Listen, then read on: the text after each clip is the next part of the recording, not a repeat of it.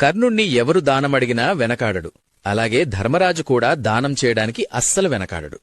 అయితే కర్ణుణ్ణే ఎందుకు దానకర్ణ అంటారు అని అర్జునుడు ఒకరోజు కృష్ణుణ్ణి అడుగుతాడు. అది విన్న కృష్ణుడు చిరునవ్వు నవ్వుతూ, త్వరలోనే నువ్వే తెలుసుకుంటావులే అర్జునా అని అంటాడు. అని కృష్ణుడు కొన్ని రోజులపాటు పెద్ద తుఫాను సృష్టిస్తాడు. వర్షం ఆగకుండా కురుస్తూ ఉంటుంది.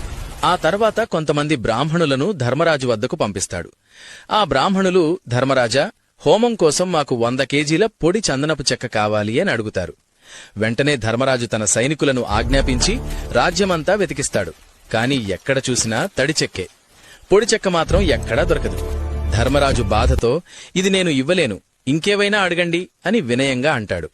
అదే బ్రాహ్మణులు వెంటనే కర్ణుడి వద్దకు వెళ్లి హోమం కోసం పొడి చందనపు చెక్క కావాలి అని అడుగుతారు. కర్ణుడు క్షణం మౌనంగా నిలబడి ఆలోచిస్తాడు. ఏ సమాధానం చెప్పడు. తరువాత తన భవంతిలో ఉన్న కిటికీలు, ద్వారాలు పగలగొట్టమని ఆదేశిస్తాడు. అలా వచ్చిన పొడి చందనపు చెక్క మొత్తాన్ని ఆ బ్రాహ్మణులకు అప్పగిస్తాడు. అప్పుడు కృష్ణుడు అర్జునుడికి అర్థమయ్యేలా చెప్తాడు.